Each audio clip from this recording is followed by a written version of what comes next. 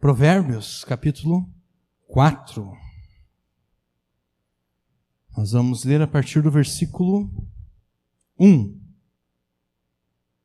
Provérbios 4, versículo 1. Ouvi, filhos, a instrução do pai, e estai atentos para conhecerdes a prudência, pois dou-vos boa doutrina. Não deixeis a minha lei. Porque eu era filho tenro na companhia de meu pai e único diante de minha mãe. E ele me ensinava e me dizia: retenha o teu coração as minhas palavras, guarda os meus mandamentos e vive. Adquire sabedoria, adquire inteligência e não te esqueças nem te apartes das palavras da minha boca. Não a abandones e ela te guardará. Ama e ela te protegerá. A sabedoria é a coisa principal. Adquire, pois, a sabedoria, emprega tudo o que possuis na aquisição de entendimento. Exalta, e ela te exaltará, e abraçando-a tu, ela te honrará. Dará à tua cabeça um diadema de graça, e uma coroa de glória te entregará. Amém. Até aqui.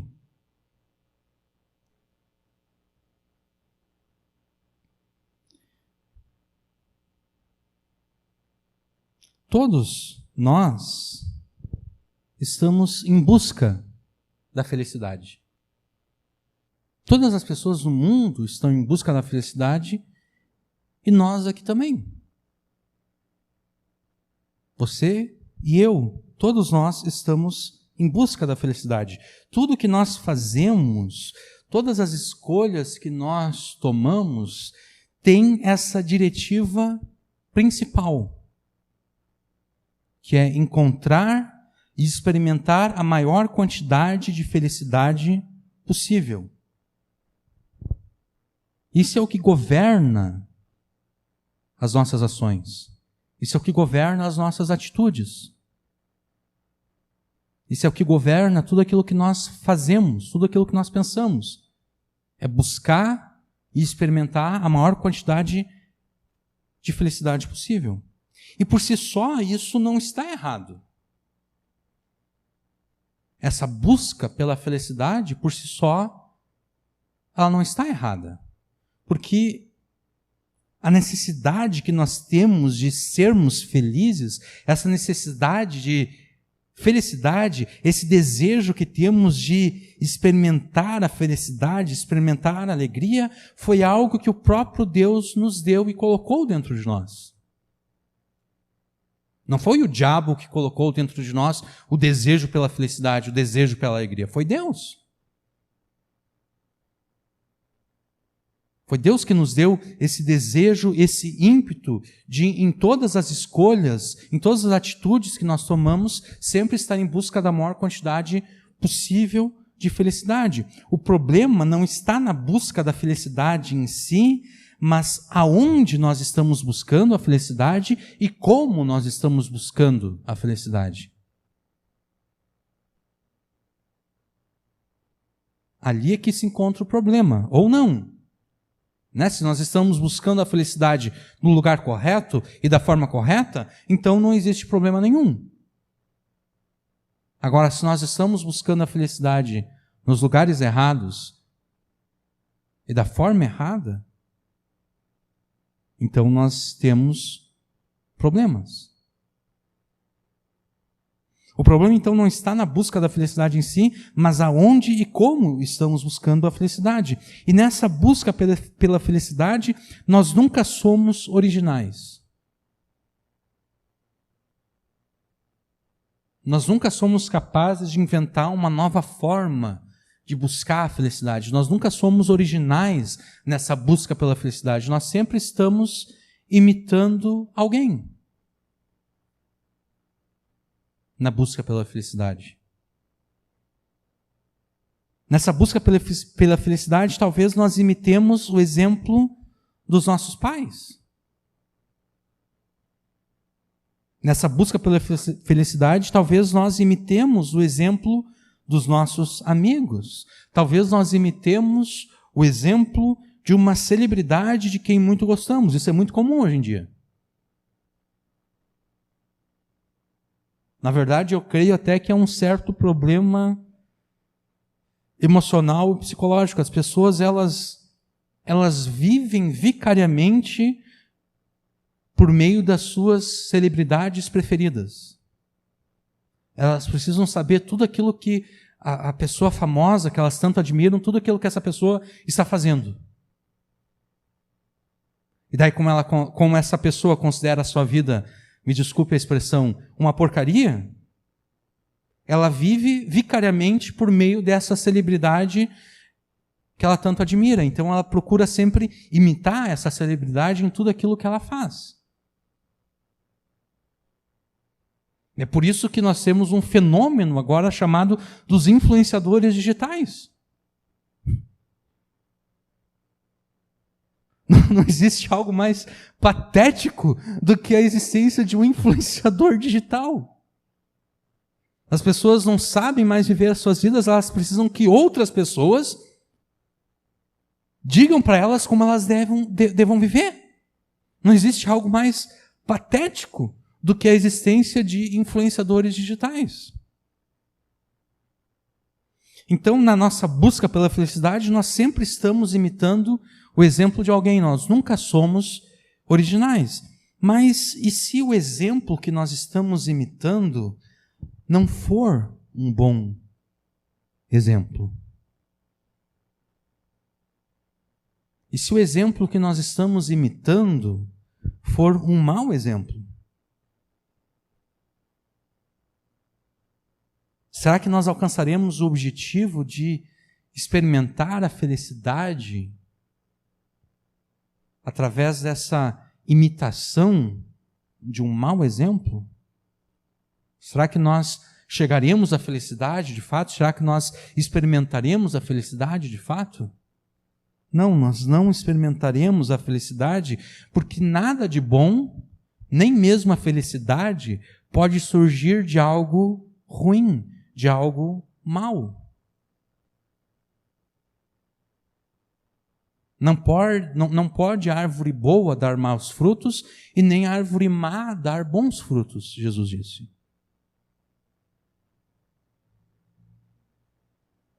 Não é possível colher figos de uma videira e nem uvas de uma figueira. Nada de bom surge daquilo que é mal. A felicidade não surge daquilo que é inerentemente mal. Isso por si só nos mostra quão é importante que nós tenhamos bons exemplos, tanto na família quanto na igreja. É necessário que nós tenhamos bons exemplos que possam ser imitados na família e na igreja. E também percebemos o quão importante é que, tendo esses bons exemplos, nós os imitemos, porque de nada adianta ter um bom exemplo se esse exemplo não é imitado. Porque aquilo que eu vou dizer para vocês agora, vocês todos sabem, é muito mais fácil seguir os maus exemplos do que os bons. Vocês sabem disso na prática, porque vocês observam isso em vocês e aqueles que já tiveram filhos observam nos seus filhos. É muito mais fácil seguir aquilo que é mal do que seguir aquilo que é bom, aquilo que é correto. É por isso que é sempre bom ter cuidado quais são as pessoas com que os nossos filhos têm contato, quais são as pessoas que influenciam os nossos filhos. Porque de nada adianta nós influenciarmos eles para o bem se existe alguém que os está influenciando para o mal. É muito mais fácil que eles sigam o mal do que eles venham a seguir aquilo que é bom.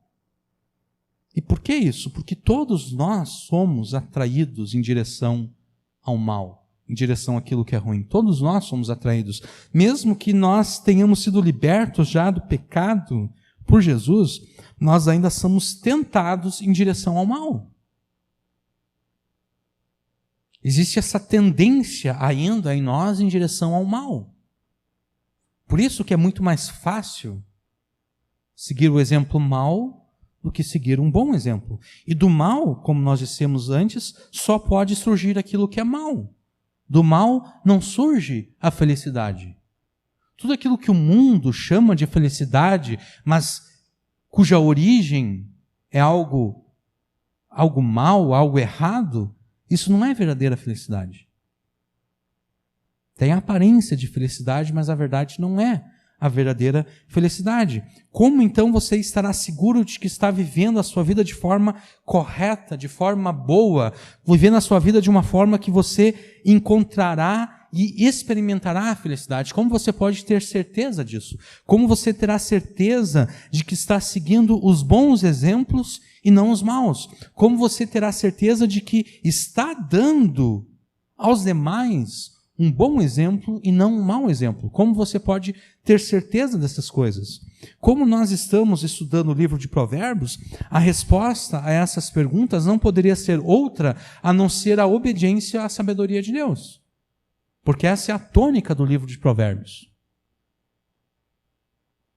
O livro de Provérbios, isso é uma definição que eu criei aqui. O livro de Provérbios contém a sabedoria de Deus para a vida cotidiana dos seus filhos em um mundo dominado pelo pecado. Se nós queremos saber como os filhos de Deus devem viver nesse mundo dominado pelo pecado, é no livro de Provérbios que nós vamos encontrar a resposta. Porque ali nós temos a sabedoria de Deus para os filhos de Deus, para a vida cotidiana dos filhos de Deus em um mundo dominado pelo pecado. E é exatamente através da sabedoria de Deus que você terá certeza que está vivendo de forma correta, de forma boa, de uma forma em que você vai encontrar a felicidade e vai poder experimentá-la. Os versículos que nós acabamos de ler nos mostram que a nossa obediência à sabedoria de Deus começa pela nossa imitação de Deus. A nossa obediência à sabedoria de Deus começa pela nossa imitação de Deus. É necessário que nós imitemos a Deus na sua sabedoria. E ao imitarmos a sabedoria de Deus, que nos ensina que jamais devemos fazer aquilo que é mal, nós experimentaremos uma vida feliz já nesse mundo e também no mundo por vir. Em vez de seguir o caminho dos maus, o caminho dos pecadores, você deve obedecer à sabedoria de Deus. Você deve obedecer à sabedoria do teu Pai Celestial, se é que você é filho de Deus de fato. É isso que esses versículos nos ensinam, é com essa verdade básica que o Espírito Santo quer te admoestar nessa noite para que você viva de forma correta e boa e assim experimente a felicidade. Imite a sabedoria de Deus e você será feliz neste mundo e bem-aventurado eternamente. No versículo 1, o pai, aqui, esse pai sábio e temente a Deus, está se dirigindo não apenas a um dos seus filhos, mas a todos eles. Isso é algo estranho aqui, porque sempre ele está falando de filho meu. Por exemplo, se a gente lê no versículo 10, ele está dizendo o seguinte: ouve, filho meu. No versículo 20, filho meu. No capítulo 5, versículo 1, filho meu. No capítulo 3, versículo 21, filho meu. Ele sempre está se referindo a um dos filhos dele, mas agora, no início do capítulo 4, ele se refere a todos os seus filhos. Ele diz: ouvi, filhos, a instrução do Pai, e estai atentos para conhecerdes a prudência. O pai sábio e temente a Deus ordena que os seus filhos ouçam. E você sabe que sempre quando a Bíblia fala de ouvir, não é apenas ouvir com os ouvidos, mas a obediência sempre está implícita. De uma forma geral, na palavra de Deus, ouvir significa obedecer. Então, o pai sábio e temente a Deus ordena que os seus filhos ouçam e, por consequência, obedeçam a sua instrução e que eles prestem muita atenção nessas instruções, para que eles também aprendam a prudência. É isso que nos diz o versículo 1. Instrução aqui tem o sentido de ensino. Ensino que mostra como os filhos devem viver as suas vidas. E prudência tem o sentido de entendimento, de discernimento. Entendimento e discernimento de como a vida deve ser vivida. É responsabilidade dos pais instruírem os seus filhos em como eles devem viver as suas vidas neste mundo. Essa é a responsabilidade dos pais. Dar instruções para os seus filhos, para que os seus filhos saibam como devem viver neste mundo. E como é que os filhos dos crentes devem ser ensinados pelos seus pais a viver neste mundo? Em obediência a Deus. Então, todas as instruções que os pais devem dar aos seus filhos é no sentido de que os seus filhos, em todas as circunstâncias da vida, obedeçam a Deus. Em todas as escolhas que eles tiverem que fazer na sua vida, eles obedeçam a Deus. A instrução envolve um conjunto de prescrições que mostram como os filhos devem agir nas mais variadas situações e circunstâncias em que se encontrarem. A instrução é um conjunto de prescrições. Os pais devem prescrever para os seus filhos como os seus filhos devem agir nas mais variadas circunstâncias. Os pais devem se sentar com seus filhos e falarem com eles: olha, se acontecer isso aqui, a forma correta de agir é dessa forma. É assim que vocês vão obedecerem a Deus nessa circunstância. Mas se acontecer uma coisa um pouquinho diferente, se acontecer isso aqui, é assim que vocês vão obedecer a Deus. É dever dos pais preverem tudo aquilo que pode acontecer na vida dos seus filhos e instruí-los de modo que eles saibam como agir neste mundo, como agir em qualquer circunstância da sua vida. E, na verdade, é muito fácil para os pais preverem o que pode acontecer, porque os pais têm mais experiência de vida. Eles já tiveram que viver nesse mundo por um bom período de tempo, eles sabem o que esse mundo faz com as pessoas, eles sabem o que esse mundo exige das pessoas, eles sabem todas as coisas ruins que podem acontecer, todas as circunstâncias difíceis que podem surgir. Então, com facilidade, os pais conseguem prever todas as dificuldades que os seus filhos vão encontrar na vida.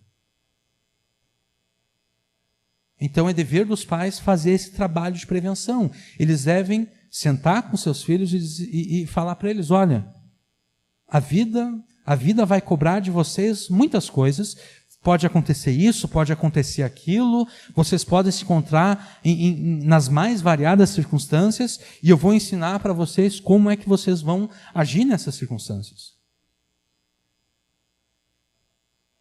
Esse é o dever dos pais. Mas nós que somos adultos, sabemos muito bem que, por mais que nós nos preparamos para toda e qualquer circunstância que possa acontecer, ainda assim ocorrem circunstâncias para as quais nós não tínhamos feito previsão nenhuma. Né? Nós já tivemos essa experiência. Várias e várias vezes. Nós estávamos preparados para várias coisas, e de repente acontece aquela coisa para a qual nós não estávamos preparados.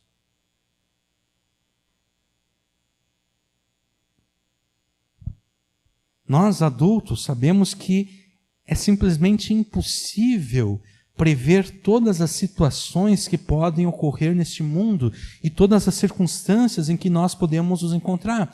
Por isso mesmo, além de instruções específicas para circunstâncias específicas, os pais também devem ensinar os seus filhos a pensar acerca dos seus problemas segundo a palavra de Deus.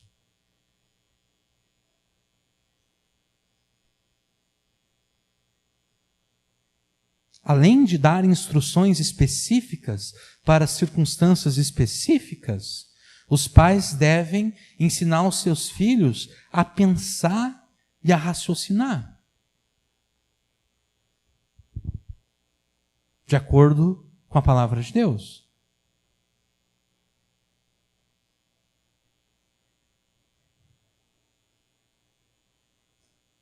Os nossos filhos, eu obviamente não tenho filhos, mas estou falando aqui pela fé. Os nossos filhos devem ser treinados, não apenas a seguir as nossas instruções. Eles devem ser treinados a seguir as nossas instruções, mas não apenas isso. Eles também devem entender as circunstâncias que jamais foram previstas antes e saber como agir com relação a essas circunstâncias, saber como reagir a essas circunstâncias, saber como obedecer a Deus nessas circunstâncias que não estavam previstas.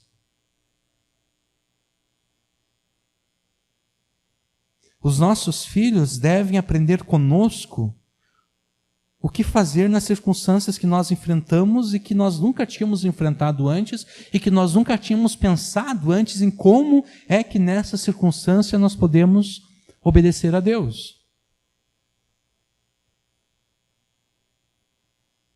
Os nossos filhos devem aprender conosco o que fazer naqueles novos desafios que nem nós e nem eles ainda enfrentaram. Essa é a nossa responsabilidade como pais.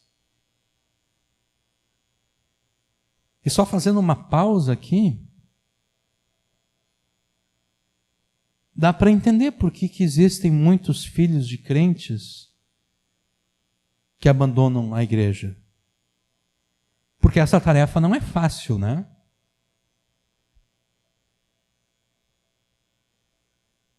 Imagina ter que se assentar com um filho e instruir ele em como ele deve agir em cada circunstância da vida.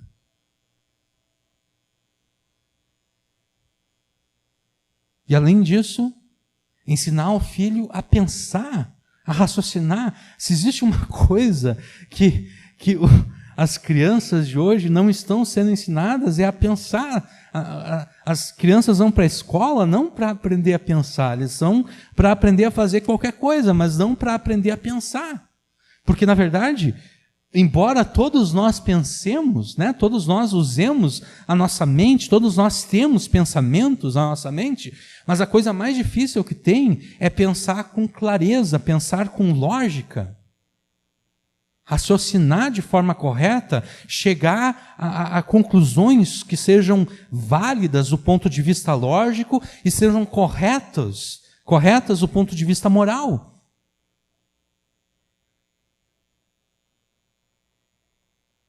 Essa é uma das coisas mais difíceis que existem. Então dá para entender porque grande parte dos filhos daqueles que se dizem crentes, em um determinado período vão abandonar a igreja. Por quê? Porque os seus pais não fizeram isso. Seus pais não os ensinaram a como agir em cada circunstância da vida. Não os ensinaram a como obedecer a Deus em cada circunstância da vida. Não os ensinaram a pensar e a raciocinar para saber como agir naqueles problemas em que ninguém ainda tem enfrentado. Em como obedecer a Deus nessas circunstâncias inéditas.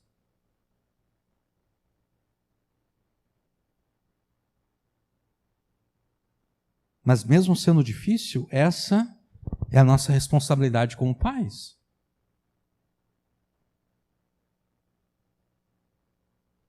E Deus vai cobrar dos pais isso.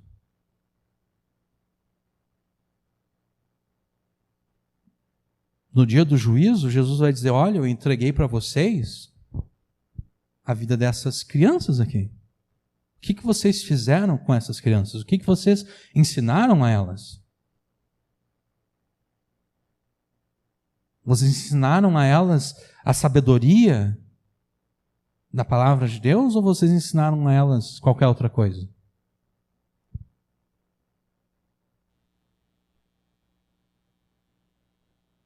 Essa é a nossa responsabilidade como pais. E a responsabilidade dos nossos filhos é ouvir e obedecer às nossas instruções e prestar muita atenção em tudo aquilo que nós os ensinamos. Porque os princípios que operam por trás dessas instruções, eles devem servir como base para a tomada de decisão naquelas circunstâncias que jamais foram enfrentadas antes.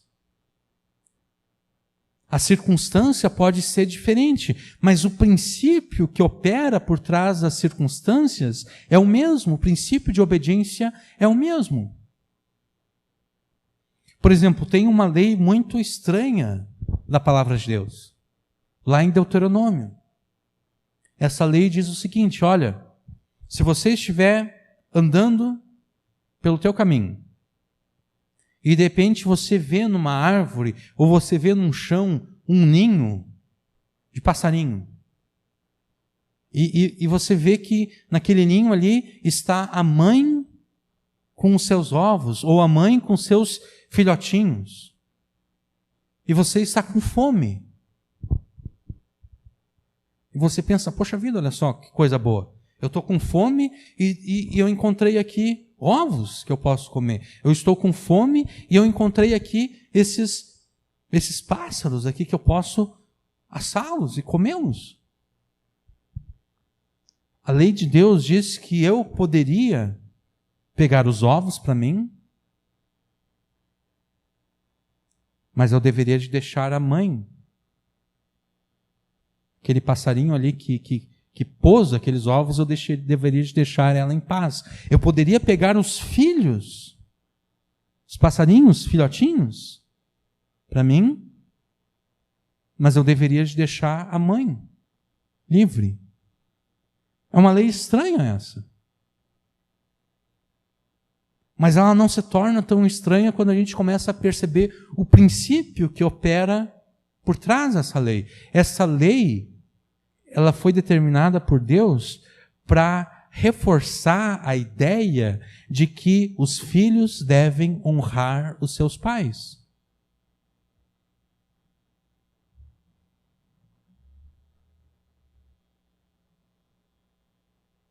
Eu devo estar tão preocupado em honrar os meus pais que eu vou honrar até mesmo aquela mãe passarinho.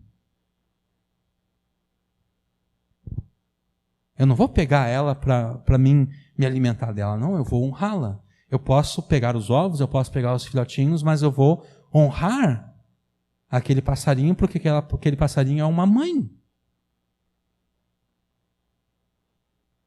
Quando Deus deu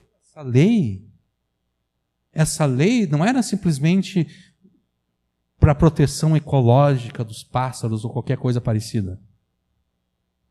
Na verdade, era uma lei para reforçar o mandamento que diz que nós devemos honrar pai e mãe. Então, da mesma forma que existe esse princípio operando por trás dessa lei aparentemente estranha do Antigo Testamento, as instruções que nós damos para os nossos filhos, quando nós estamos prevendo todas as circunstâncias que eles vão enfrentar nas suas vidas, o princípio que está operando por trás das instruções que nós damos a eles, vão servir como base para eles tomarem as decisões quando eles enfrentarem aquelas circunstâncias que não foram previstas antes. Por isso, então, é necessário que eles prestem atenção, que eles estejam atentos. Ouvir, filhos, a instrução do pai, mas não apenas ouça e obedeça mecanicamente. Não.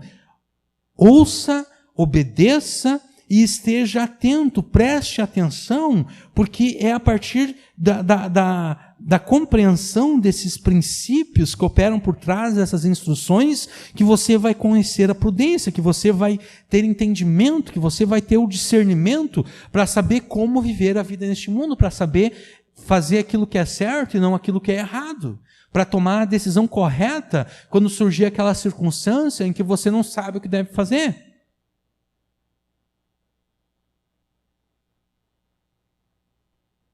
Então, a responsabilidade dos pais é dar instruções específicas para os seus filhos e ensinar os seus filhos a pensar, a raciocinar de acordo com a palavra de Deus. E a responsabilidade dos filhos é ouvir as instruções dos seus pais, obedecer às instruções dos seus pais e prestar muita atenção nas instruções dos seus pais, para que eles saibam como agir naquelas circunstâncias que não foram previstas antes. Mas qual seria a razão pela qual os filhos devem ouvir e obedecer às instruções dos seus pais, as nossas instruções, prestando bastante atenção para que possam aprender o entendimento ou a prudência, como nós temos aqui? Qual seria a razão? O versículo 2 nos diz qual é a razão. Pois dou-vos boa doutrina, não deixeis a minha lei.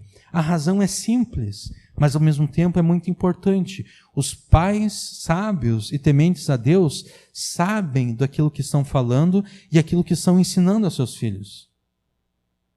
O ensino dos pais, a doutrina dos pais, as suas ordens, a lei, como está aqui, são instruções práticas, boas e corretas de como devemos viver a vida neste mundo dominado pelo pecado. E essas instruções nada mais são do que a lei de Deus aplicada às situações cotidianas que os pais enfrentaram durante a sua vida. A sabedoria dos pais, que de fato são sábios e de fato temem a Deus, nada mais é do que a lei de Deus aplicada às situações cotidianas que eles, pais, ou que nós, pais, enfrentamos durante a nossa vida. A tendência pecaminosa que ainda habita no coração daqueles que são mais novos os leva a pensar que os seus pais não sabem nada da vida e não entendem nada dos seus problemas. É isso que a tendência pecaminosa faz no coração daqueles que são mais jovens. Eles pensam que os seus pais não sabem de nada.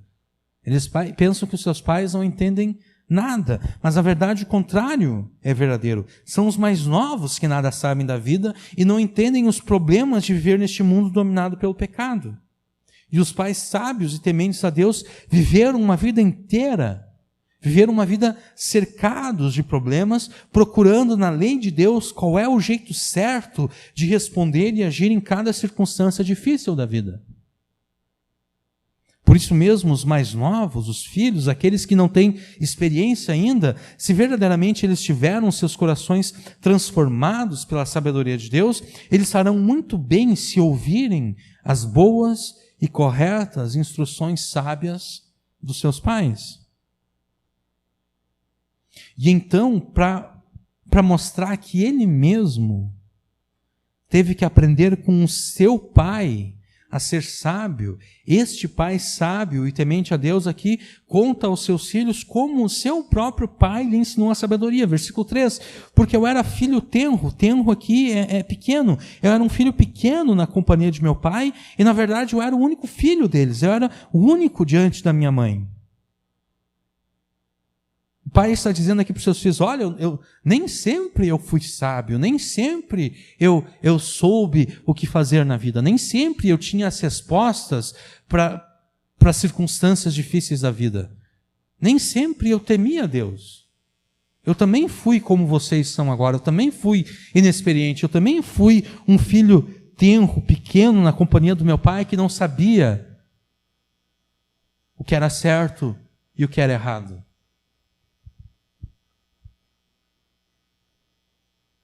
E ele, versículo 4, o meu pai, ele me ensinava e me dizia, retenha o teu coração as minhas palavras, guarda os meus mandamentos e vive. O pai, que agora é sábio e temente a Deus, ele apenas se tornou sábio e temente a Deus exatamente porque o seu próprio pai era sábio e temente a Deus. Este pai sábio e temente a Deus insistia para que o seu filho retivesse no seu coração as suas palavras e guardasse os seus mandamentos.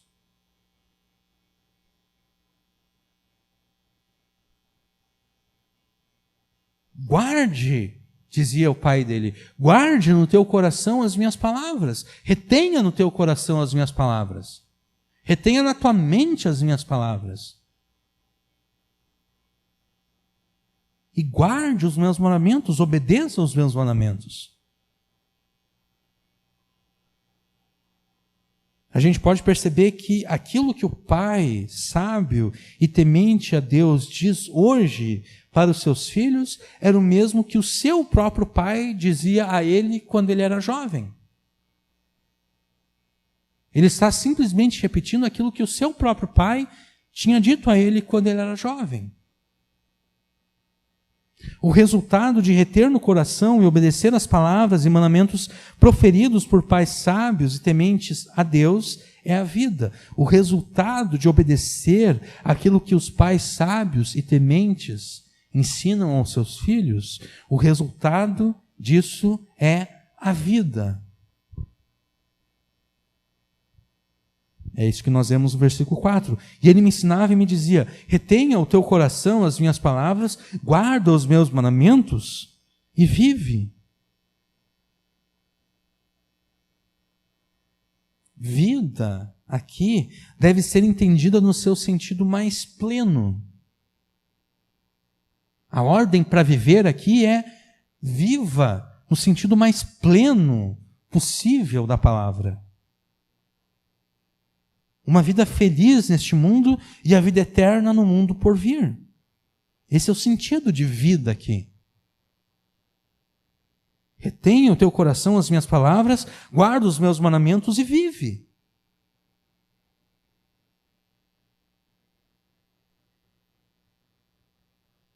Vida aqui tem o sentido de uma vida feliz neste mundo. E, no mundo por vir, a vida eterna. E é claro que assim como o padrão que determina a verdadeira sabedoria é a palavra de Deus, a sabedoria é julgada pela palavra de Deus. Se alguém se diz sábio, mas essa pessoa, na sua pretensa sabedoria, na verdade, desobedece à palavra de Deus, essa pessoa não é sábia de forma alguma. Porque o padrão pelo qual algo é julgado e determinado como sábio é a palavra de Deus. Então, assim como o padrão que determina a verdadeira sabedoria é a palavra de Deus, é a mesma palavra de Deus que também determina o que é a verdadeira vida, o que é a verdadeira felicidade. E o que é viver de fato? Segundo a palavra de Deus. O que é viver de fato uma vida que é digna de ser vivida? O que é de fato experimentar a felicidade neste mundo? Nós encontramos e experimentamos, a verdadeira felicidade neste mundo quando experimentamos nas nossas vidas o propósito pelo qual Deus nos criou.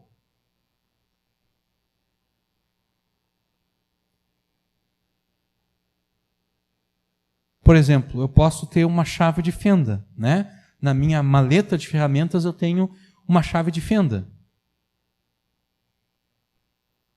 E para que eu vou usar uma chave de fenda? Para apertar ou soltar parafusos que tenham uma fenda na cabeça.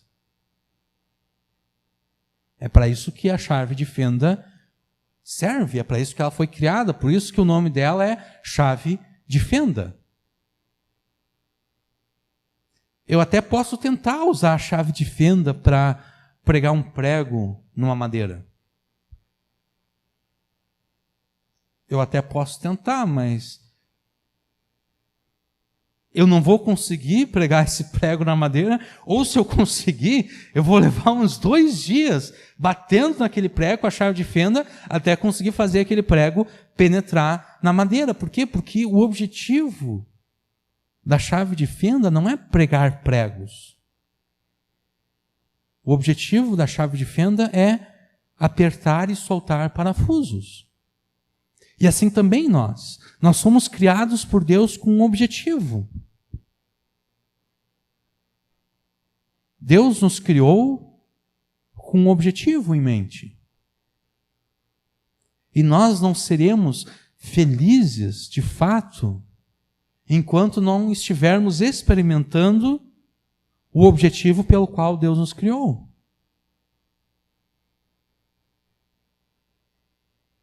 Essa é a verdadeira felicidade, de acordo com a palavra de Deus. É experimentar na sua vida o propósito pelo qual Deus nos criou.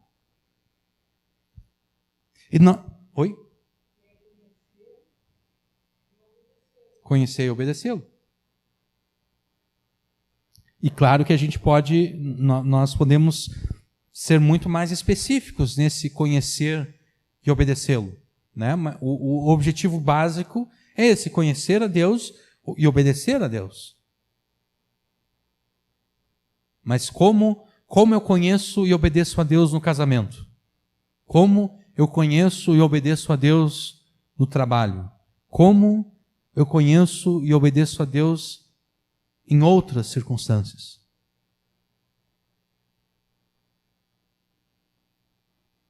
Nós encontramos a verdadeira felicidade neste mundo quando experimentamos em nossas vidas o propósito pelo qual Deus nos criou. E nós experimentamos o propósito de Deus para nós quando nós obedecemos a sua sabedoria, registrada na sua palavra.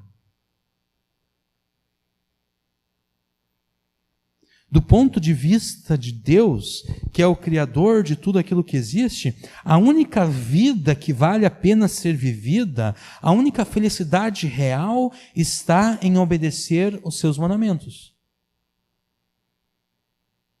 Em todas as áreas.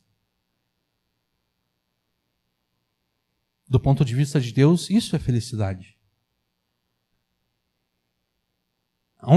Para Deus, a única vida que vale a pena ser vivida é aquela que é marcada pela obediência à sua sabedoria. Para deixar nos termos aqui do livro de Provérbios. Ou obediência à palavra de Deus, nós poderíamos dizer. A verdadeira felicidade está em obedecer a Deus. Porque é através da obediência a Deus que nós experimentamos o propósito pelo qual Deus nos criou.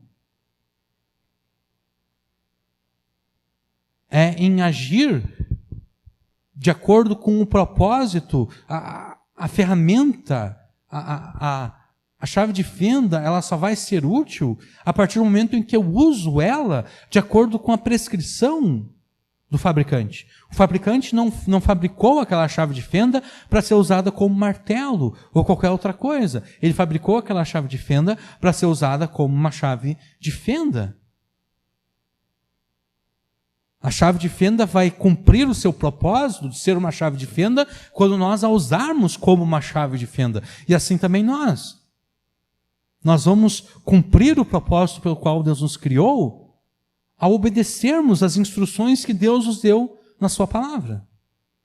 E então nós experimentaremos a verdadeira felicidade. Então nós viveremos a única vida que de fato vale a pena ser vivida neste mundo.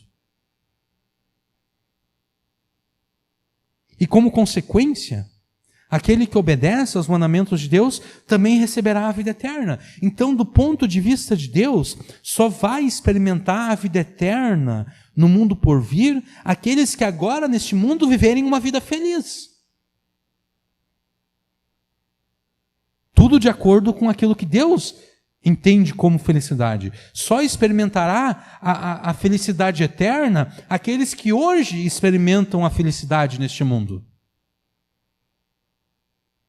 Só experimentará a bem-aventurança eterna aqueles que neste mundo são felizes de acordo com aquilo que Deus determinou como sendo a felicidade, de acordo com aquilo que Deus entende como felicidade. Só será feliz eternamente aquele que hoje, neste mundo, é feliz. Só terá a vida eterna no mundo por vir aquele que hoje vive a única vida que é digna de ser vivida neste mundo.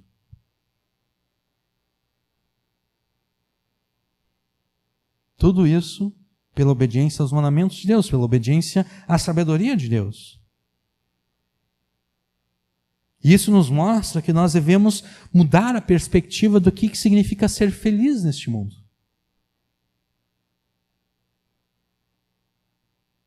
Porque muitas vezes, consciente ou inconscientemente, nós consideramos felizes aqueles que, sem constrangimento, que sem temor algum, vivem em pecado e se rebelam contra Deus. Conscientemente ou inconscientemente, os filhos de Deus consideram felizes aqueles que pecam.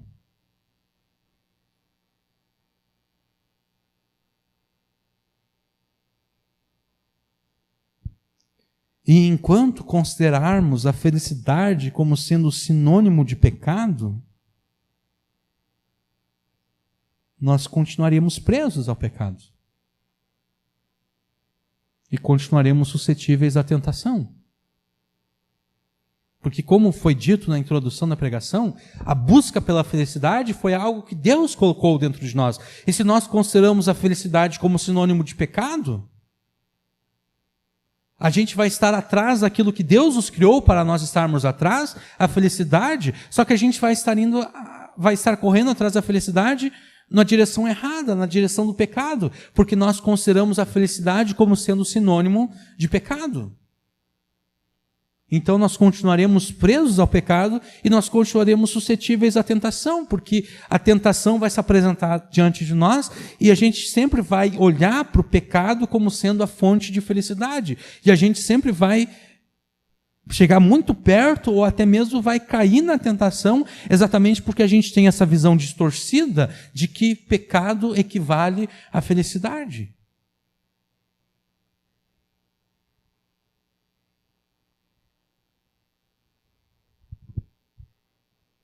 E somente teremos uma perspectiva bíblica e cristã do que de fato é a felicidade quando nós investirmos tempo e recursos na aquisição de sabedoria e inteligência, como nos diz o versículo 5. Adquire sabedoria. Isso é ainda o pai deste pai sábio aqui, é o avô desses filhos, né? Até o versículo 9, eu entendo, o pai aqui está citando as palavras do seu próprio pai. Então, o seu próprio pai disse para ele o que está no versículo 4 até aquilo que está no versículo 9. Então, ele ouviu do seu pai: adquire sabedoria, adquire inteligência, e não te esqueças nem te apartes das palavras da minha boca. É necessário que nós compremos a sabedoria. É necessário que nós... Eu troquei o verbo aqui, fiz uma confusão. eu vou trocar o verbo aqui. É necessário que nós venhamos a investir tempo e recursos na aquisição. Acho que esse é o uso correto do verbo. É necessário que nós investamos tempo e recursos na aquisição da sabedoria e inteligência. Como nós vimos na semana passada, na pregação da semana passada, e em outras pregações, a sabedoria de Deus, ela somente é adquirida com muito esforço, com muito empenho na investigação da palavra de Deus. Por exemplo, no capítulo 3, versículo 13, que foi um dos versículos, foi o primeiro versículo, na verdade, que nós vimos na semana passada, está escrito o seguinte: bem-aventurado o homem que acha sabedoria. Se a gente para por aqui, parece que achar a sabedoria é a mesma coisa que estar caminhando por aí, de forma descuidada, e daí a gente tropeça, cai, e daí olha para trás para ver no que a gente tropeçou, e a gente vê que a gente tropeçou na sabedoria. Olha, achamos a sabedoria. Ou como quem está andando por aí e de repente vê alguma coisa brilhando no chão, vai lá e vê, é uma moeda de 5 centavos, uma moeda de 10 centavos, uma moeda de R$1. Se a gente para nesse iniciozinho do versículo 13, parece que isso é achar a sabedoria. Parece que achar a sabedoria é simplesmente um golpe de sorte. Foi sorte eu ter tropeçado na sabedoria. Foi sorte eu ver a sabedoria brilhando no chão como uma moeda de 5 ou 10 centavos. Mas, na verdade, o sentido do verbo achar ali no versículo 13 é estar procurando a sabedoria. Achar aqui não é simplesmente achar como num lance de sorte, é achar porque se está procurando. E é por isso que o versículo 13 continua: bem-aventurado o homem que acha sabedoria e o homem que adquire conhecimento, o mesmo verbo. Bem-aventurado o homem que investe o seu tempo, os seus recursos na aquisição da sabedoria, na aquisição do conhecimento, na aquisição da inteligência, como diz também o versículo 5. Adquire sabedoria, adquire inteligência. E onde é que nós adquirimos a sabedoria? É na palavra de Deus, é na revelação de Deus. É na revelação de Deus que nós encontramos a sabedoria de Deus. É na palavra de Deus que nós encontramos a sabedoria de Deus. As instruções de Deus para nós, é ali que nós encontramos. Nós devemos conhecer de tal modo a palavra de Deus, a ponto de sermos transformados por ela nos nossos pensamentos, palavras e ações. É necessário que a palavra de Deus permeie de tal modo o nosso ser, que nós sejamos transformados pela sabedoria de Deus.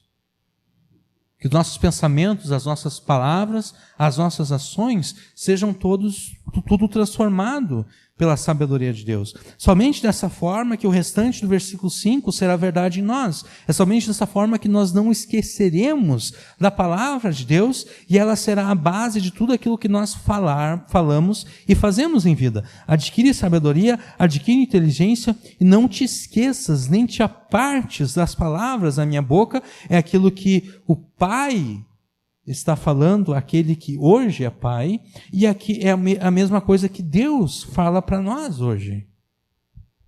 Adquire sabedoria, adquire inteligência e não te esqueças e nem te apartes das palavras da minha boca. E se de fato a palavra de Deus transformar os nossos pensamentos, as nossas palavras, as nossas ações, então jamais abandonaremos a sabedoria de Deus que Ele nos revelou na sua palavra, como nos diz o versículo 6. Não a abandones e ela te guardará. Ama e ela te protegerá. É necessário que nós não abandonemos a sabedoria de Deus. Porque de nada adianta adquirir a sabedoria e depois botá-la lá fora, depois desprezá-la, depois não obedecê-la. Não a abandones tem o sentido, ele está personalizando aqui, tratando a sabedoria como se a sabedoria fosse uma pessoa, né? Não a abandones e ela te guardará, ama e ela te protegerá. Não abandonar a sabedoria significa usar a sabedoria em todas as circunstâncias da vida. Usar a palavra de Deus em todas as circunstâncias da vida. E então a própria sabedoria nos guardará. Se nós não a abandonarmos, a sabedoria nos guardará de praticarmos aquilo que é mal aos olhos de Deus. A sabedoria de Deus vai nos proteger. E o resultado de não abandonarmos a sabedoria de Deus será o nosso amor por Deus, que se manifestará no nosso amor pela sua sabedoria. Ame a sabedoria e ela te protegerá. E amando a Deus, amando a sua sabedoria pela nossa obediência, porque amor a Deus não é um sentimento romântico para com Deus. Amor a Deus é obedecer os seus mandamentos. Isso se encontra tanto no Antigo Testamento como também no Novo Testamento. Jesus diz lá no Evangelho de João que aquele que o ama é aquele que guarda os seus mandamentos. Então, amando a Deus e amando a sua sabedoria pela obediência, a sabedoria de Deus nos protegerá do destino terrível que aguarda os pecadores que se recusam a se arrepender e a obedecer a Deus.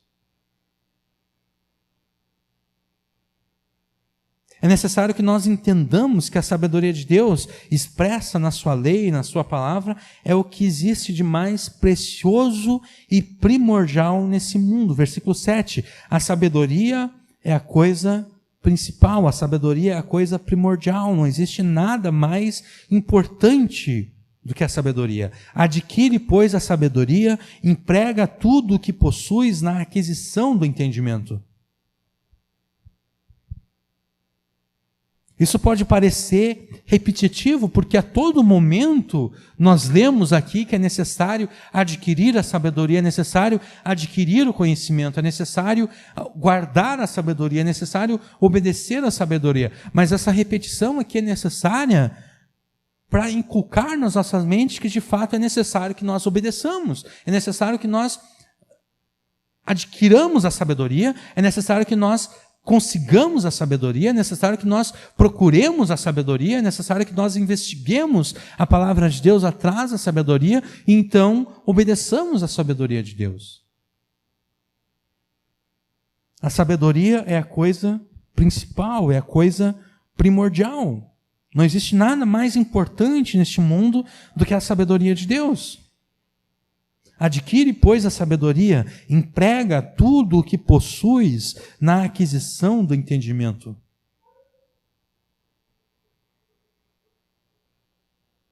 Tudo aquilo que você tem, todos os teus bens, todos os teus recursos, tudo isso deve ser usado por você na aquisição da sabedoria, na aquisição do entendimento.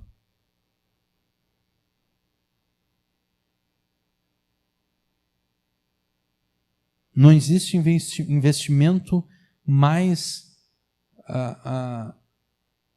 que renda mais do que o investimento na sabedoria.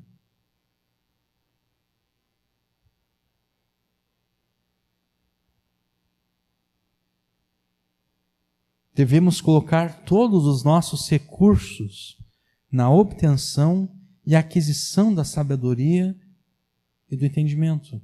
Não existe nenhum manual, não existe nenhum livro-texto que possa nos dar um ensino prático de como vivermos este mundo além da palavra de Deus.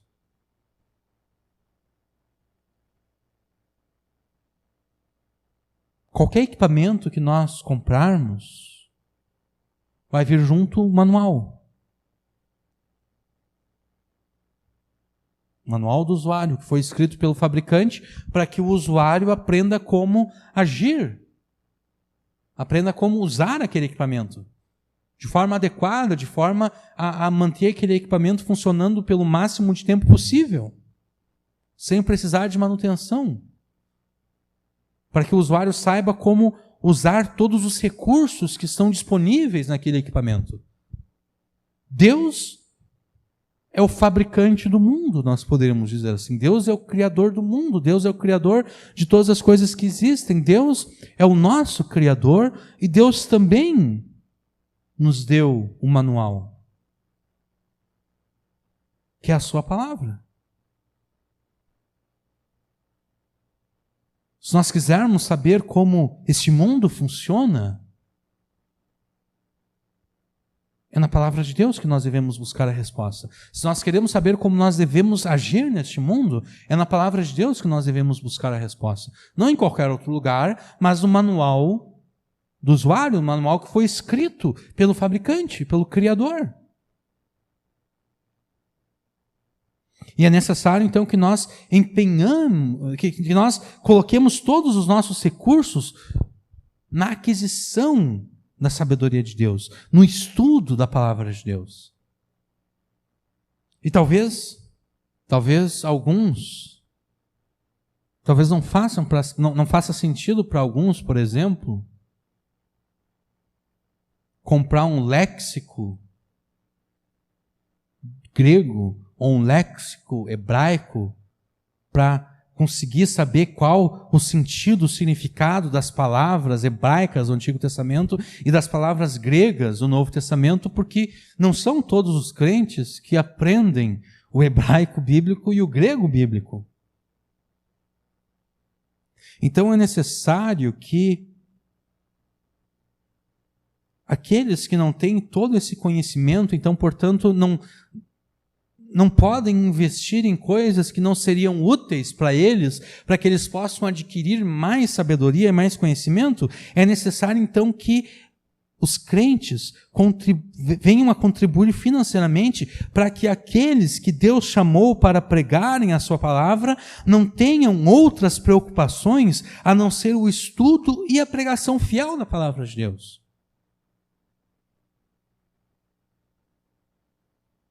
É por isso que no Novo Testamento, inclusive, Paulo, escrevendo, ele diz que os presbíteros são dignos de dupla honra, especialmente aqueles que se afadigam na palavra de Deus. Dupla honra, ali o sentido é de um ordenado duplo, um salário duplo.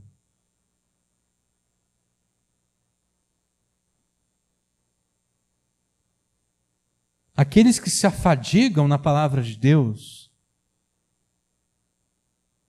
para ensinarem com fidelidade a palavra de Deus ao povo de Deus, são dignos de dupla honra.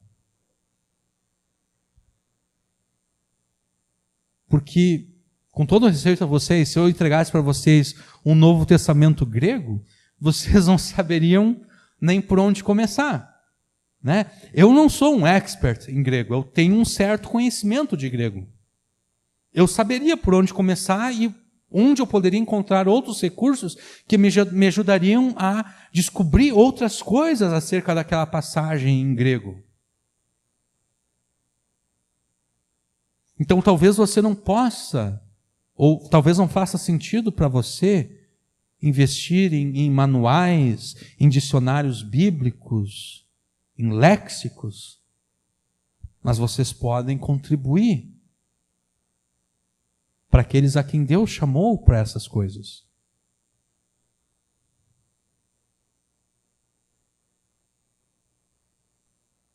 Essa é uma das aplicações do versículo 7. A sabedoria é a coisa principal. Adquire, pois, a sabedoria. Emprega tudo o que possuis na aquisição de entendimento.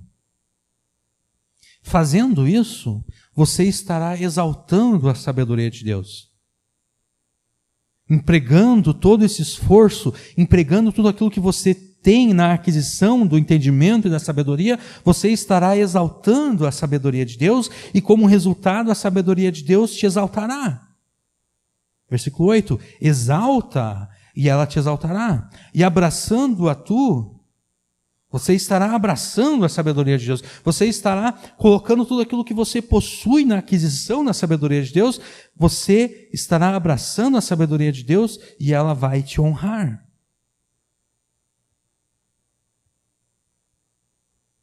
E então, versículo 9, a sabedoria de Deus dará à tua cabeça um diadema de graça e uma coroa de glória te entregará. A sabedoria de Deus te concederá graça e glória diante de Deus e diante deste mundo. Esse foi o ensino que o pai sábio e temente a Deus, que escreveu o livro de Provérbios, Salomão, aprendeu do seu próprio pai, Davi. Se nós entendermos que Salomão escreveu essas palavras, Salomão aqui está falando de Davi. Davi foi que falou para Salomão: retenha o teu coração as minhas palavras, guarda os meus mandamentos e vive, adquire sabedoria, adquire inteligência e não te esqueças, nem te apartes as palavras da minha boca, não abandones e ela te guardará, ama e ela te protegerá. A sabedoria é a coisa primordial. Adquire, pois, a sabedoria, emprega tudo que possuis na aquisição de entendimento, exalta e ela te exaltará, e abraçando-a tu, ela te honrará, dará à tua cabeça um diadema de graça e uma coroa de glória te entregará. Foi Davi que falou para Salomão essas palavras, e agora Salomão está falando essas palavras aos seus filhos.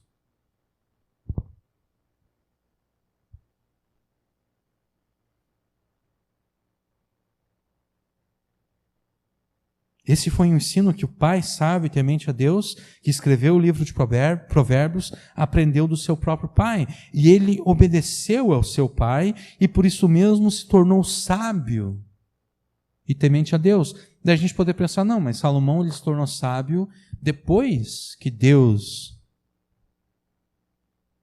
lhe concedeu aquela sabedoria sobrenatural. Quando Deus apareceu num sonho a Salomão e daí lhe concedeu sabedoria.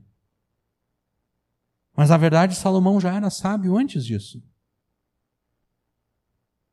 E como é que a gente sabe que Salomão era sábio já antes disso? Ele já era sábio antes disso porque ele sabia que a tarefa que ele tinha para cumprir era uma tarefa difícil, era uma tarefa para a qual ele não estava preparado. E esse é um dos primeiros sinais de que a pessoa é sábia, é quando ela consegue reconhecer as suas próprias limitações.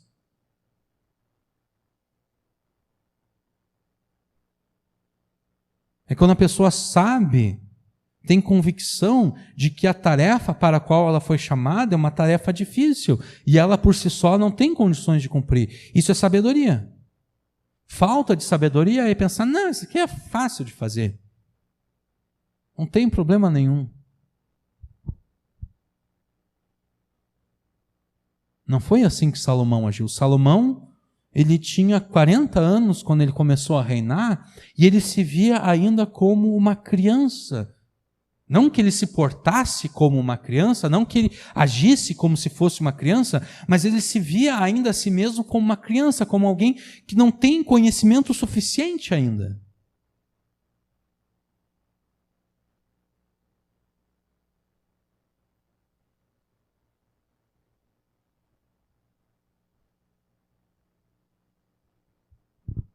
Salomão obedeceu ao seu pai e por isso mesmo ele se tornou sábio e temente a Deus.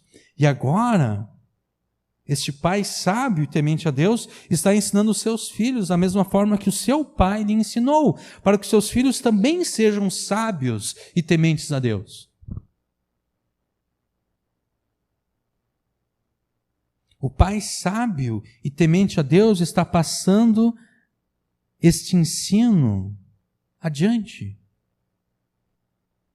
aos seus filhos, como a herança espiritual da sua família. Ele está dizendo para os seus filhos, essa aqui é a nossa herança. Ó. Essa herança eu recebi do meu pai, e essa herança eu vou passar para vocês.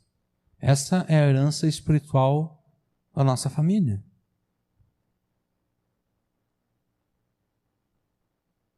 Aqueles dentre nós que têm pais crentes, como filhos, nós devemos aceitar a herança espiritual dos nossos pais sábios e tementes a Deus. E devemos trabalhar para enriquecermos ainda mais essa herança espiritual, para que os nossos filhos possam ser ainda mais sábios e temerem a Deus muito mais do que nós tememos. Porque Salomão, ele experimentou na sua vida coisas que Davi jamais experimentou. Salomão se deparou com circunstâncias que o seu pai jamais tinha se deparado antes. Então Salomão ele pôde enriquecer a herança espiritual da sua família. Ele recebeu a herança de Davi, seu pai, ele recebeu a sabedoria de Davi, seu pai, e ele enriqueceu a herança espiritual da sua família, aprendendo coisas novas, aplicando a lei de Deus a novas circunstâncias que Davi jamais havia experimentado antes.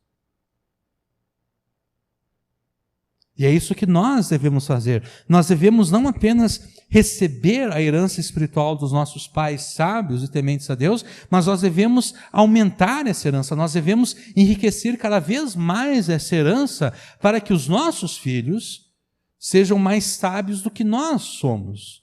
E para que os nossos filhos temam a Deus muito mais do que nós tememos a Deus.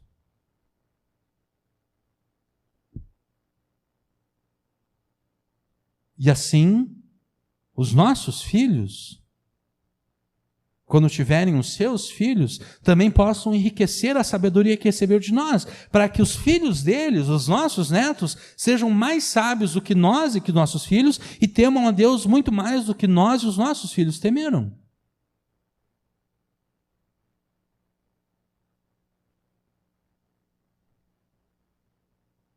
Não despreze a herança espiritual que você recebeu dos seus pais sábios e tementes a Deus. Não despreze essa herança, pelo contrário, aceite essa herança e aumente essa herança, enriqueça essa herança cada vez mais.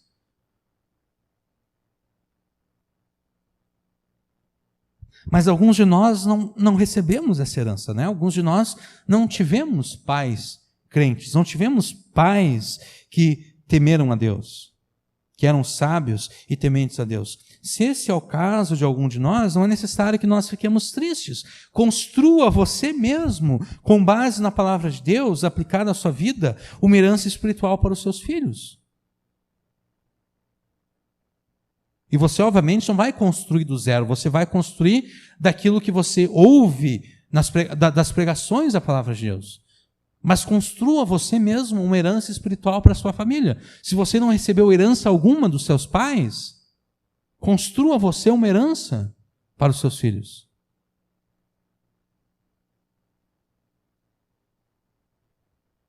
Faça isso, para que os seus filhos sejam mais sábios do que você é, e para que eles temam a Deus muito mais do que você teme a Deus.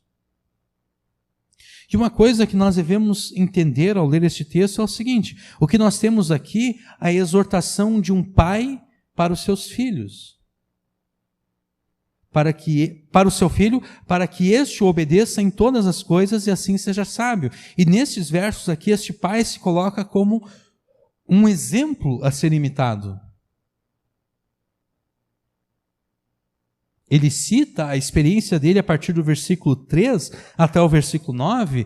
Ele diz: olha, eu também fui inexperiente como vocês e o meu pai me ensinou essas coisas. Ele cita a experiência dele para que ele seja imitado como exemplo. Para que os seus filhos ouçam e pensem: realmente o pai nem sempre foi sábio, o pai nem sempre soube o que fazer, o pai nem sempre teve todas as respostas, o pai nem sempre foi um homem temente a Deus, mas ele também foi como eu, inexperiente, sem saber o que fazer da vida, mas ele aprendeu com seu pai. Então eu vou imitar o meu pai. Eu vou imitar o exemplo do meu pai. É por isso que ele conta a experiência dele aqui. Ele se coloca como um exemplo para que os seus filhos o imitem. Um exemplo a ser imitado. Assim como ele obedeceu ao seu pai e assim se tornou sábio e temente a Deus, assim os filhos deste homem deveriam também fazer. Deveriam obedecer ao seu pai e assim se tornarem sábios e tementes a Deus. Deus é o nosso Pai Celeste. Deus é o nosso Pai Celeste e nós devemos imitar o nosso Pai na sua sabedoria. E é óbvio que Deus não aprendeu a sabedoria como nós a aprendemos, porque sendo Deus onisciente, sendo que Deus conhece todas as coisas e sempre conheceu todas as coisas, Deus sempre foi sábio. Isso quer dizer então que Deus jamais pode aumentar ou diminuir na sabedoria que Ele tem. Deus jamais pode se tornar mais sábio do que Ele já é, e Ele jamais pode se tornar menos sábio do que Ele já é, porque Ele sempre foi sábio. Deus sempre teve acesso a toda a sabedoria dEle. Para Deus, a sabedoria é como uma simples intuição. Para Deus, a sabedoria é como uma simples intuição que compreende a totalidade do seu caráter, porque a sabedoria de Deus nada mais é do que o caráter de Deus, aplicada as circunstâncias da vida. Nesse sentido, nós não podemos imitar a Deus, porque para nós a sabedoria não é uma intuição. Para nós a sabedoria é um conhecimento prático e aplicável que obtemos a partir do estudo sistemático da palavra de Deus. Mas nós devemos imitar a Deus no seu amor pela sabedoria e no seu apego à sabedoria que jamais acaba. quando está dito para nós aqui no versículo 7 que a sabedoria é a coisa primordial, Deus considera isso. Deus considera que a sabedoria é a coisa primordial. Não existe nada mais importante do que a sabedoria. Quando no versículo 6 nos é dito que nós não devemos abandonar a sabedoria, mas nós devemos amá-la, isso é porque Deus jamais abandona a sua sabedoria. Deus sempre ama a sua sabedoria. Deus sempre exalta a sua sabedoria. Deus sempre abraça a sua sabedoria. Nós devemos imitar a Deus no uso que Ele faz da sua sabedoria. Na semana passada nós vimos os versículos 19 e 20 do capítulo 3, o seguinte: o Senhor com sabedoria fundou a terra, com entendimento preparou os céus, pelo seu conhecimento se fenderam os abismos e as nuvens destilam orvalho. Tudo aquilo que Deus fez, tudo aquilo que Deus criou, está permeado pela sua sabedoria e nós devemos imitar a Deus no uso que Ele faz da sua sabedoria. Assim como em tudo aquilo que Deus faz, lá está a sabedoria de Deus, assim também em tudo que nós fazemos, a sabedoria de Deus deve estar presente lá. Nós devemos usar a sabedoria de Deus em tudo aquilo que nós fazemos neste mundo. Assim como as crianças aprendem com um exemplo dado pelos seus pais, assim também nós devemos aprender a partir do exemplo do nosso Pai Celestial. E aprendemos com o exemplo deixado pelo nosso Pai Celestial, estudando a sua palavra em ambos os testamentos, tanto o Antigo quanto o Novo Testamento. E obviamente que ao lermos a palavra de Deus em ambos os testamentos, nós devemos ter consciência de que Jesus é a sabedoria de Deus encarnada. Jesus é a sabedoria de Deus que se fez homem.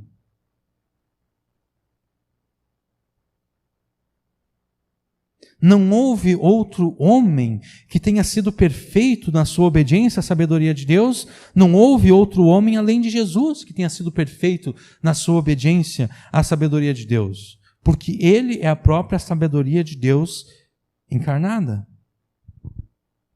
Então, sempre que estivermos em dúvida sobre como aplicar na prática a palavra de Deus, nós estamos lendo alguma coisa lá em Gênesis, ou em Êxodo, ou em Isaías, e a gente não entende como é que essa parte da sabedoria de Deus pode ser colocada em prática. Sempre quando a gente tiver essa dúvida, a gente pode olhar para Jesus.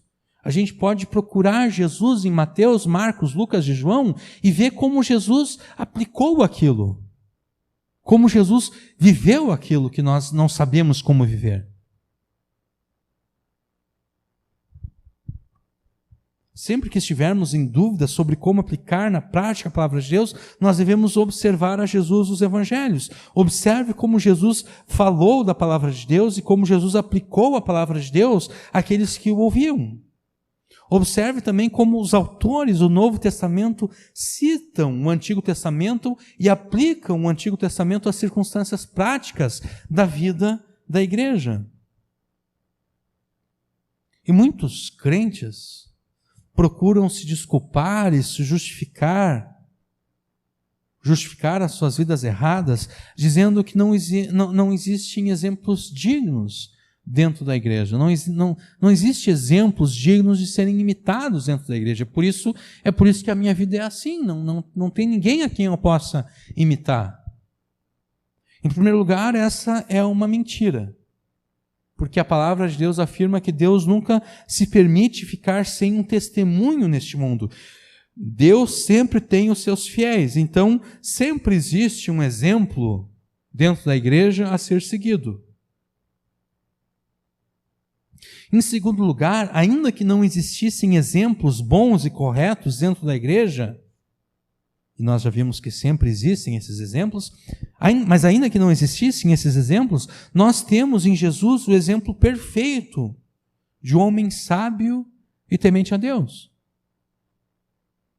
Jesus, que é a sabedoria de Deus em carne e osso, é o nosso maior exemplo, é o nosso supremo exemplo de sabedoria e temor do Senhor a ser imitado por nós. Então não tente justificar a sua vida cheia de erros, a sua vida de desobediência aos mandamentos de Deus, dizendo que você nunca teve um exemplo digno de ser imitado, porque isso é uma mentira. Você tem um exemplo de outros irmãos fiéis, e mesmo que você não tivesse o exemplo de outros irmãos fiéis, você tem o exemplo de Jesus.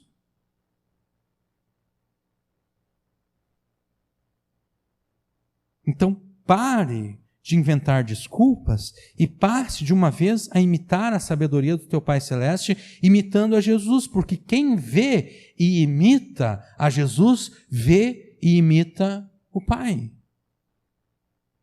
Mas, além disso, pare de se justificar dizendo que não há exemplos dignos dentro da igreja e seja você um exemplo a ser seguido pelos outros. Se de fato é verdade que não existem exemplos a ser seguidos, então seja você o exemplo a ser seguido.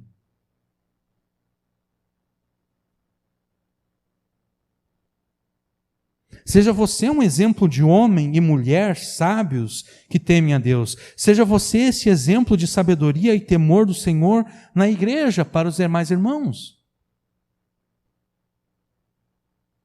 Seja você esse exemplo de sabedoria e temor do Senhor na tua casa, para a tua família.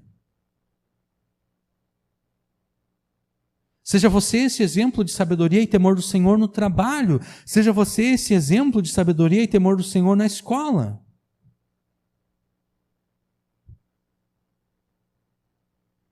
Sendo você um bom exemplo de sabedoria e temor do Senhor, o próprio Deus promete a você uma vida feliz neste mundo e a vida eterna no mundo por vir. Não se engane a si mesmo pensando que são felizes aqueles que vivem em pecado, aqueles que vivem em rebeldia contra Deus. Não se deixe enganar pelo sorriso dos pecadores, nem por todas as coisas aparentemente boas e agradáveis que eles experimentam como resultado do seu pecado. Não se deixe enganar pelo pecado como eles se deixam enganar pelo pecado. Que a palavra de Deus transforme o teu coração, os teus pensamentos, para que você saiba com toda certeza que não existe verdadeira felicidade fora da obediência à sabedoria de Deus. Não existe ninguém mais alegre, esfuziante e feliz do que Deus. Nós dificilmente pensamos na felicidade de Deus. Mas, na verdade, o salmista diz que na presença de Deus, a plenitude de alegria. Não existe ninguém mais feliz, não existe ninguém mais alegre, não existe ninguém mais esfuziante do que Deus. E nós experimentamos a alegria e a felicidade de Deus nas nossas vidas à medida em que imitamos a sabedoria de Deus.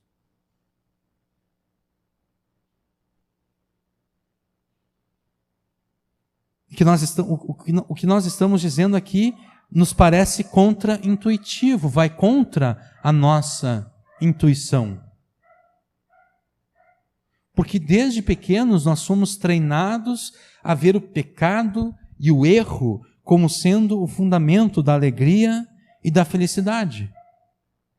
Desde pequenos nós somos treinados a enxergar as coisas dessa forma. Desde pequeno nós somos treinados a enxergar o pecado, o erro, como sendo aquela coisa que traz felicidade, que traz alegria, que traz prazer.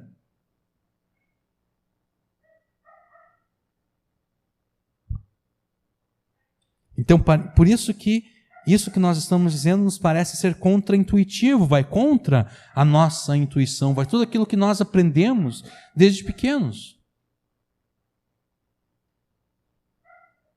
Deus não é o estraga-prazeres que o mundo e o diabo dizem que ele é. O mundo e o diabo e os incrédulos dizem que Deus é um estraga-prazeres. Mas Deus não é esse estraga-prazeres. Deus é aquele que deseja que neste mundo nós experimentemos os maiores prazeres e felicidades e no mundo por vir a vida eterna. É isso que Deus deseja para nós.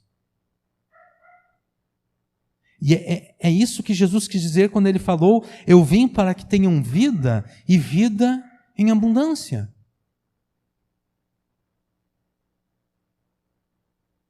Vida em abundância não é diferente de, no versículo 4, retenha o teu coração as minhas palavras, guarda os meus mandamentos e vive. É a mesma coisa. Eu vim para que tenham vida e vida em abundância. E aqui é necessária uma explicação. Nós não estamos defendendo a teologia da prosperidade ou algo parecido. Porque, na verdade, a teologia da prosperidade não passa de uma teologia de jardim de infância. A teologia da prosperidade não passa de uma teologia de jardim de infância. Por que teologia de jardim de infância? Porque assim como as crianças, a teologia da prosperidade não imagina ser possível sentir prazer e felicidade em meio aos sofrimentos.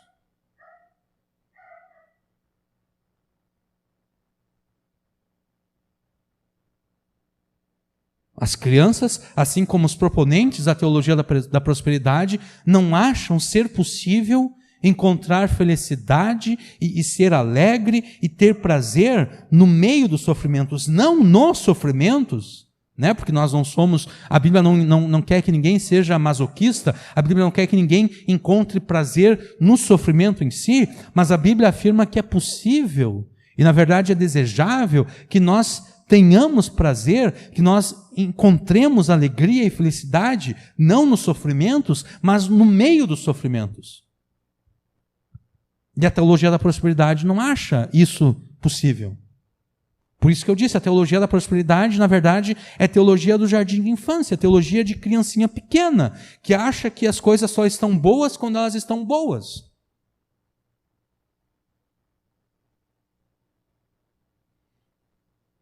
Nós não estamos aqui falando de uma teologia de jardim de infância. Nós estamos falando aqui de uma teologia sólida, de uma teologia adulta, de uma teologia que não nega e nem tenta fugir das dificuldades da vida.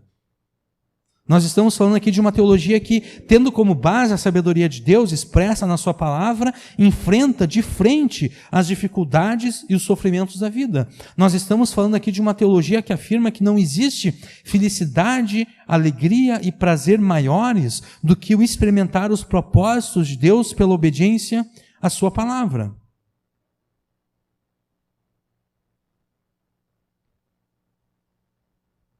E é necessário que nós demos aqui pelo menos um exemplo.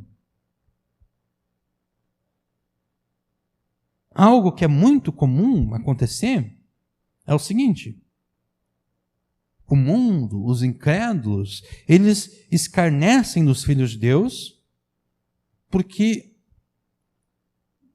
os filhos de Deus entendem que Deus proibiu que eles assistissem qualquer conteúdo explícito e pornográfico. Né? O pai gosta de contar aquela experiência, ele recém-convertido, trabalhando lá nos Correios, e daí tem lá um camarada lá com uma revista, e daí ele diz: "Oi, irmão, vem cá ver uma coisa." Aí o pai está indo, aí o cara diz: não, agora tu é irmão, agora tu não pode ver isso. Né? O mundo escarnece dos filhos de Deus, porque os filhos de Deus não podem experimentar esse prazer que a pornografia oferece. Eles dizem: viu? Deus é um estraga-prazeres.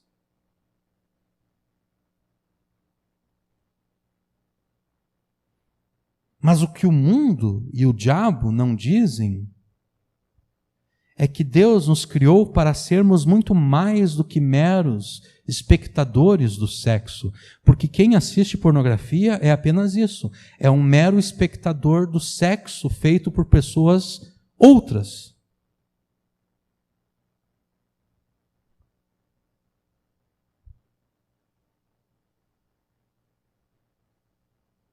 o que o mundo e o diabo não dizem é que Deus não nos criou, ou melhor, é que Deus nos criou para sermos muito mais do que meros espectadores do sexo. Deus nos criou para sermos os protagonistas do sexo.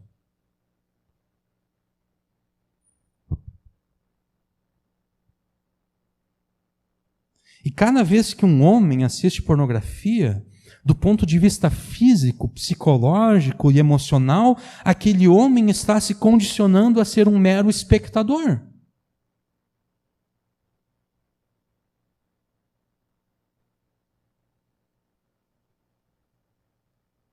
Apenas alguém que assiste.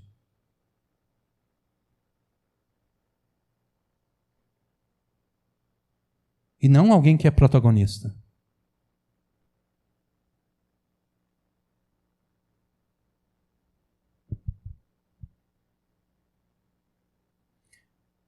Grande parte das ocorrências de ejaculação precoce e impotência sexual é resultado disso. É o resultado desse condicionamento físico, psicológico e emocional de ser um mero espectador.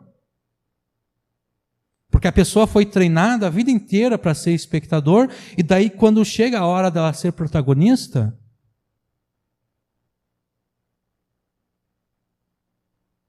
tudo falha.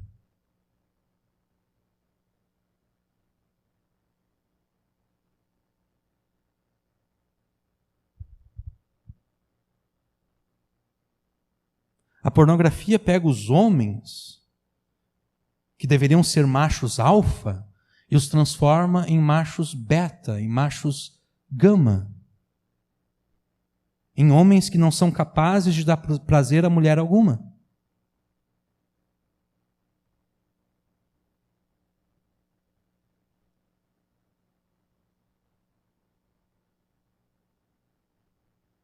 Então, na verdade, a pornografia, ela está destruindo o sexo como Deus o criou. A pornografia ensina que o homem foi chamado apenas para ser espectador e não protagonista. E não é à toa, esses tempos é um estudo, que a geração atual é aquela que menos pratica sexo. As pessoas estão mais interessadas em jogar videogame do que em fazer sexo. A nível mundial, isso. Por quê? Porque elas estão sendo treinadas a serem espectadoras. E, obviamente, aqui eu não estou condescendendo com o sexo antes do casamento, mas é simplesmente um fato de que a geração atual, a nível mundial, prefere muito mais videogame do que sexo.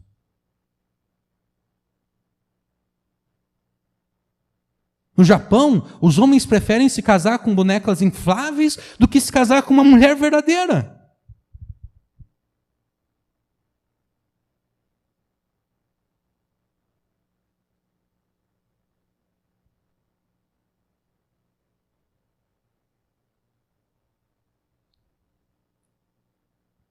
Então, não é Deus aquele que estraga o sexo, mas o pecado.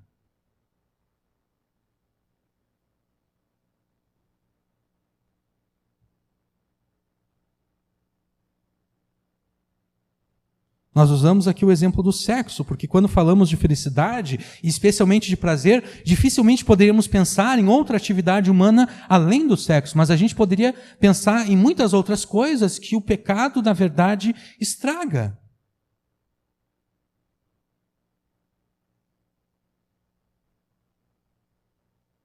A propaganda é que o pecado aumenta o prazer, mas na verdade o pecado diminui o prazer.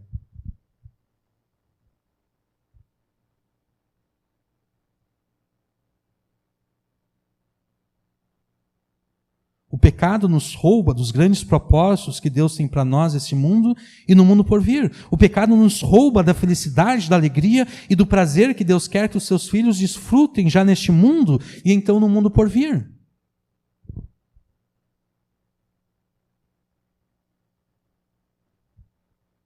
Você quer experimentar toda a gama de felicidade, toda a gama de prazer que Deus preparou para os seus filhos já neste mundo e também no mundo por vir? Então, se prepare para experimentar na sua vida os bons propósitos para os quais Deus te criou. Se prepare para experimentar na sua vida os bons propósitos para os quais Deus te criou. E como é que você vai se preparar para isso? Imitando a Deus na sua sabedoria. Obedecendo os mandamentos de Deus.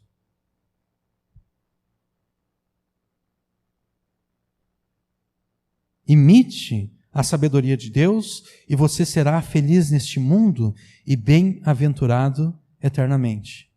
Amém.